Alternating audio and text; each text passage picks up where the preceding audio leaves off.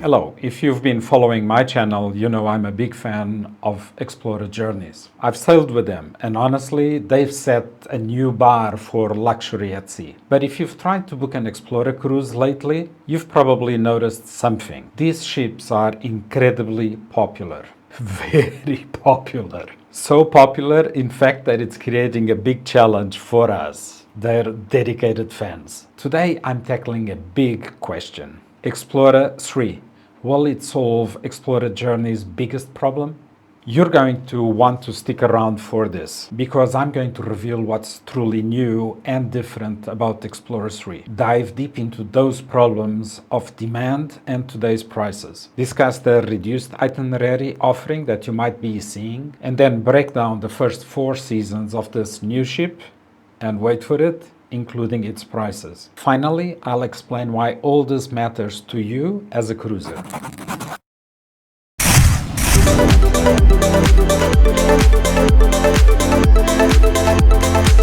Alright, let's get into it. Explora Journeys, as you might know, has a grand plan of 6 ships. Explora I launched in August of 2023, setting a fantastic precedent. Then Explora II followed just over a year later in September 2024. Now we're looking forward to Explora III, which is scheduled to launch in summer 2026, with a maiden voyage on August 3, 2026. Waiting 2 years between second and third ship might seem like a long time. But from my perspective, it's actually a brilliant move. It allows Explora Journeys to truly listen and incorporate the feedback from real passengers on Explora I and Explora II. And my research on Explora III, combined with my previous sailings that showed already improvement on their service, leads me to believe they really are listening to their customers and making significant structural improvements. They're fixing things, not just adding more on the same. And I'm going to show you exactly how. Let's talk about the physical changes, because Explora 3 is not just a carbon copy. This new ship will have 70,000 gross tons. So up from currently 63,500 gross tons. Apparently with 10% more volume, she just has 2 more suites than her predecessors, bringing the total number of suites to 463. But the reality is, what kind of suites are increasing?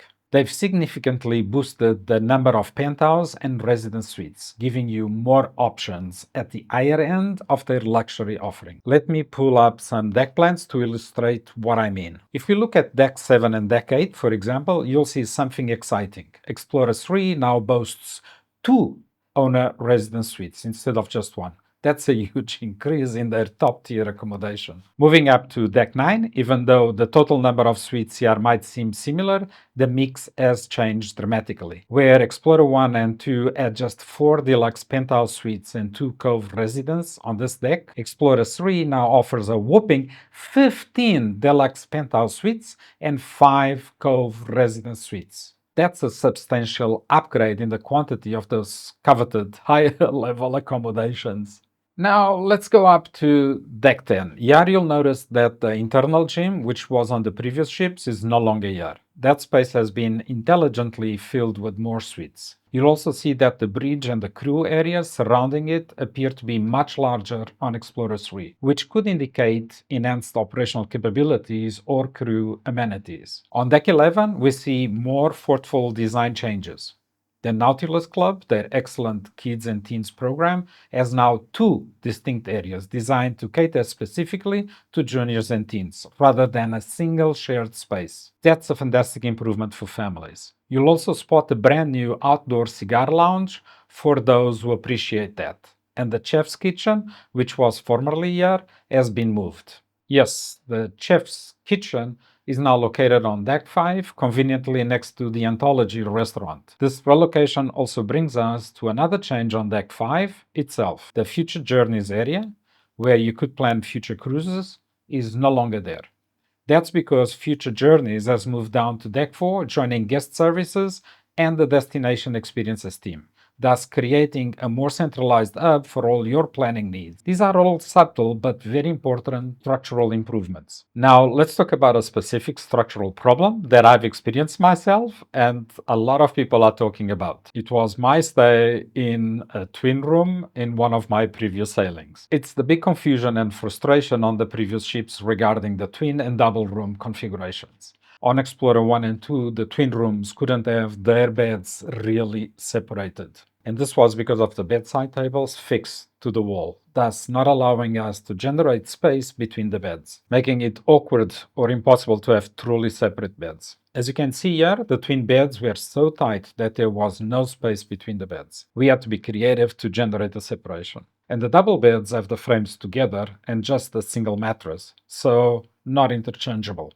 As you can see, it was a genuine point of confusion and discomfort for many. But here's the good news, and another sign that Explora is listening. If you look at the deck plan for Deck 8, you'll see that practically all suites are now twin rooms, with the exception of the retreat and owner's residence. This is a huge step in the right direction for flexibility. My big hope, and something I'm still researching to confirm it, is that they've also fixed the underlying issue where the bedside tables were fixed to the wall. If those are now movable, then this truly solves that twin bed problem completely, making these suites really adaptable for friends or families traveling together that prefer separate beds. This is a massive win for guest comfort and flexibility. So, with all these improvements and more suites, let's pivot to the larger strategic picture, the problem of demand versus supply, and how that impacts price. As I mentioned at the very beginning, Explora I and II have been incredibly popular.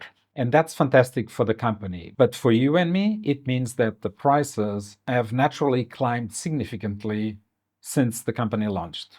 Limited supply plus higher demand equals higher prices. It is basic economics. Explora III bringing increased capacity and offering to Explora Journeys should theoretically help alleviate some of that pressure. It means more cabins available, more choice, and potentially a greater opportunity for competitive price over time. This is where I see Explora III truly solving Explora Journeys' big problem, making these incredible voyages more accessible. However, and there's an important point, don't expect bargain basement prices for our first few seasons. Why? Because it's a brand new ship. There's always a premium for novelty, for being among the first to experience the latest and the greatest. But once that initial surge of curiosity subsides, the increased capacity should start to stabilize the pricing across the fleet. Beyond the structural changes and pricing trends, Explora III is also expanding the horizons for Explora Journeys. Our first 4 seasons are incredibly diverse and exciting. Let's have a look at these itineraries and let me give you an idea of the averages prices per night for Explora III's first 4 seasons based on what I'm seeing. Our inaugural season in summer 2020 we'll see her exploring southern Mediterranean and northern Europe. Think beautiful Mediterranean coastal towns, followed by the stunning landscapes of the North Sea, Iceland, and Greenland. Our maiden voyage, remember, is August 3rd, 2026, from Barcelona to Lisbon. This is priced at around $1,000 per night. That's a premium as expected. For her second season in fall 2026, she'll reposition to Eastern Canada and New England, offering those incredible autumn foliage cruises and exploring charming North American ports. The prices will be dropping a bit to approximately $850 per night. The third season for winter 2026-2027 will bring her to the warmth of the Caribbean, perfect for escaping the cold and enjoying those sun-drenched islands. You'll see a further decrease, averaging around $600 per night. And finally, the highly anticipated fourth season in the Alaska, summer 2027. We'll see Explora III making Explora Journeys' grand debut in Alaska. This is a brand new frontier for the cruise line, offering you breathtaking wilderness and unique experiences. This highly anticipated region comes in at roughly $760 per night. These are just averages, of course, and price will vary depending on the suite cabin and the particular dates. But it gives you a sense of that initial pricing strategy. This expansion means more choices for you and broader range of incredible destinations to experience the Explora Journeys way. So, after all this detail, why Explorer 3 matters to you? Let me know in the comments below. I read every single one of them. For me, first, and perhaps more importantly, she offers increased accessibility.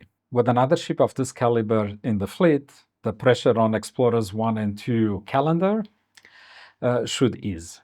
This means you might find it easier to book voyages you want and potentially at more palatable prices than we've seen recently. Second, it's about choice and diversity. Explorer 3 is opening up entirely new regions for Explorer Journeys, Alaska. If you've been waiting for Explorer to go somewhere specific or you simply crave new horizons, Explorer 3 delivers. Third, the structural improvements, particularly crucial the twin room flexibility, show a genuine commitment from Explorer Journeys to refine their product based on guest feedback. This enhances your onboard experience, ensuring maximum comfort no matter who you're traveling with. Explorer 3 isn't just another ship, it's a pivotal moment for Explorer Journeys. It represents their commitment to long term growth, customer satisfaction, and continuous improvement. And for us cruisers that love luxury and unique experiences, that's incredibly exciting.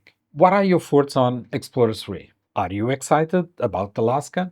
Or perhaps relieved about the potential for better availability and pricing? What's more, drop in the comments below. If you found this deep dive helpful, please give it a thumbs up. Share it with your cruising friends, and if you haven't done it yet, please subscribe to Cruising After 50. If you enjoy Explora, I offer you here 3 curated playlists. One listing all the suites, another one listing all the dining options, and the third one with all the activities you can find on board, at least some of them. Until next time, happy cruising.